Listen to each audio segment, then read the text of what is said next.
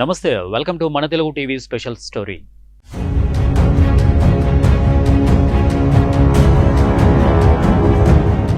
ఉమ్మడి కర్నూలు జిల్లాలో బైరెడ్డి కుటుంబంలో వారసత్వ పోరు మొదలైంది. గతంలో ఫ్యాక్షన్ ఫ్యామిలీగా ముద్రపడిన బైరెడ్డి కుటుంబంలో అక్క తమ్ముళ్ల సవాల్ అన్నట్టుగా కొత్త పోరు మొదలైంది.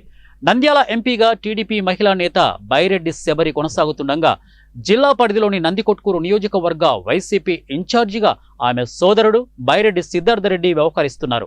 తాజాగా జరిగిన ఫ్యాక్షన్ గొడవల నేపథ్యంలో తన తమ్ముడు సిద్ధార్థరెడ్డి తీరుపై శబరి ఘాటు వ్యాఖ్యలు చేశారు.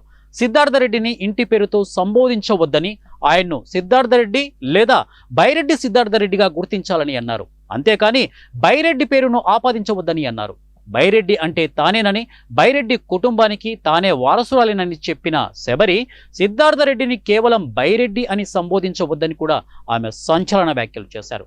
వైసీపీ హయాంలో జరిగిన అభివృద్ధిపై తాను చర్చకు సిద్ధమన్న శబరి ఆ చర్చకు వచ్చే దమ్ము సిద్ధార్థరెడ్డికి ఉందా అని సవాల్ విసిరారు. కేసులు, అరెస్టులు అంటూ సిద్ధార్థరెడ్డి మాట్లాడుతున్నారని ఆగ్రహం వ్యక్తం చేసిన శబరి అక్క అని కూడా చూడకుండా తనపైనే సిద్ధార్థరెడ్డి కేసులు పెట్టించారని ఆరోపించారు. టీడీపీ కార్యకర్తలపై దాడులు చేయించారని ఆమె ఆరోపించారు. ఏనాడు బయటకు రాని తన తల్లిపైన సిద్ధార్థరెడ్డి వ్యక్తిగత విమర్శలు చేశారని, ఇక తల్లి చెల్లికి జగన్ ఏం చేశారో అందరికీ తెలుసునని, అధినేత బాటలోనే సిద్ధార్థరెడ్డి కూడా అదే చేస్తున్నారని ఆమె మండిపడ్డారు.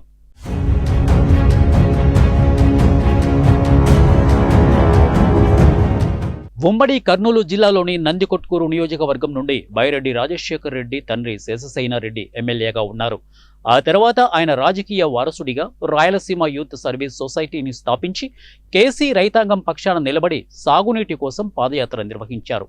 ఆ సమయంలో యువత నుండి బైరెడ్డి మంచి క్రేజ్ సంపాదించారు. ఆ తర్వాత 1994, 1999లో నందికొట్కూరు ఎమ్మెల్యేగా నియోజకవర్గాన్ని ఎంతో అభివృద్ధి చేశారు. అభివృద్ధి పరంగానే కాక ఫ్యాక్షన్ రాజకీయాలను నడిపి ఉమ్మడి రాష్ట్రంలోనే బైరెడ్డి ఒక బ్రాండ్గా మారారు. రాష్ట్ర విభజనను వ్యతిరేకించిన బైరెడ్డి ప్రత్యేక రాయలసీమ రాష్ట్రం ఏర్పాటుకు డిమాండ్ చేశారు. అంతేకాక టీడీపీకి రాజీనామా చేసి రాయలసీమ పరిరక్షణ సమితి పేర పార్టీని ఏర్పాటు చేసి రాయలసీమ వెనకబాటుతనంపై 300 కిలోమీటర్లు ట్రాక్టర్ యాత్ర నిర్వహించారు.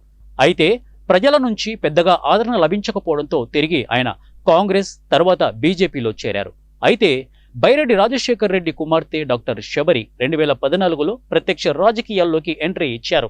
2019 ఎన్నికల్లో టీడీపీ నుండి నంద్యాల పార్లమెంటు సభ్యురాలిగా బైరెడ్డి శబరి ఎన్నికయ్యారు.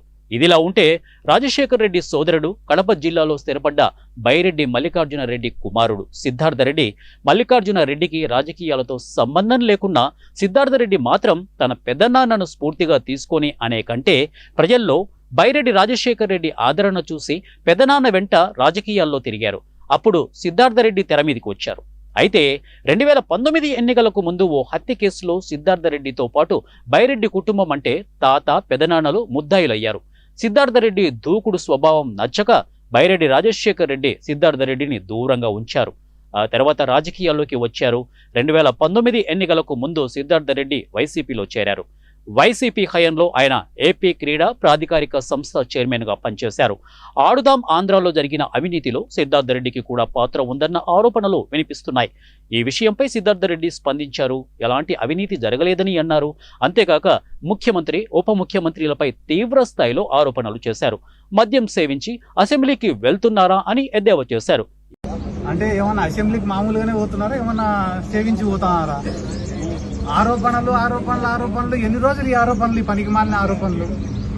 ఆ 119 కోట్లు కూడా దేనికోసం ఎంత ఖర్చు పెట్టినారు? కలెక్టర్ల అకౌంట్లలో ఎంత ఇచ్చినారు? ప్రైజ్ మనీ రూపంలో ఎంత ఇచ్చినారు? కిట్ల రూపంలో ఎంత ఇచ్చినారు? టీషర్ట్ల రూపంలో ఎంత ఇచ్చినారని చెప్పి ఆన్ రికార్డు వాళ్ళ దగ్గర ఎవిడెన్స్ ఉంది కదా. కూటమి ప్రభుత్వం ఏర్పడి దాదాపుగా ఈ రోజుకి సంవత్సరం రోజులైంది. ఎన్నికల ముందర సంవత్సరం రోజులు ఏం ఏడ్చినారు రోజు?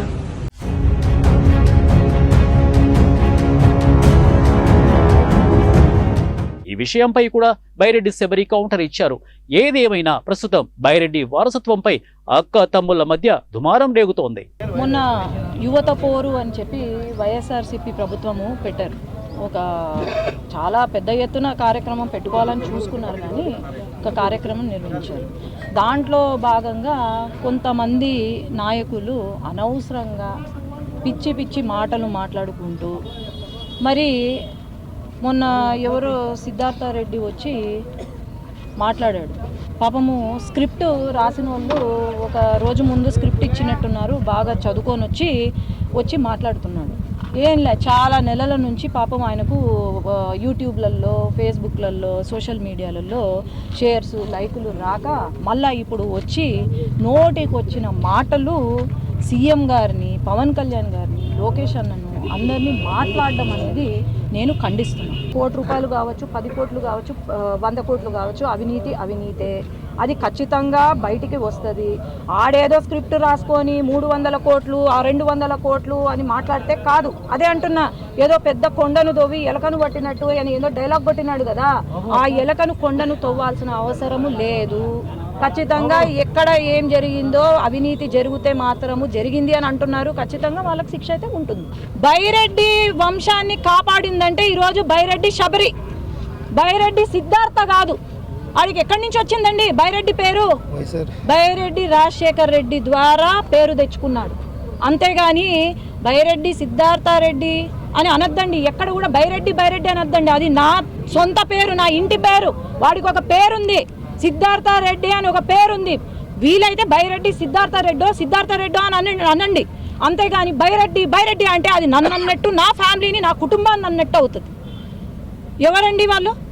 ఏం న్యాయం చేశారు? ఈరోజు ఏం మంచి చేసినారు చెప్పండి? ఒక్క మంచి పని చూపించండి నాకు. లేదు కదా మరి.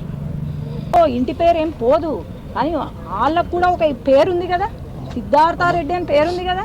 ఎందుకు ప్రతిసారి బైరెడ్డి అనేస్తారు? బైరెడ్డి అంటే ఇంటి పేరు. మీరు ఒక ఇంటి పేరుని వాడుతున్నారంటే అది మొత్తం ఇల్లు మా ఇంటిని అన్నట్టు. అర్థమైందా? అది పేరుంది. ఇప్పుడు ఈరోజు బైరెడ్డి అంటే ఏ బైరెడ్డి? నేనున్నాను కదా, ఒక ఎంపీగా నేనున్నా. Byreddy Sabari is MP of Nandyal. Whom are you targeting if you say Byreddy in the media?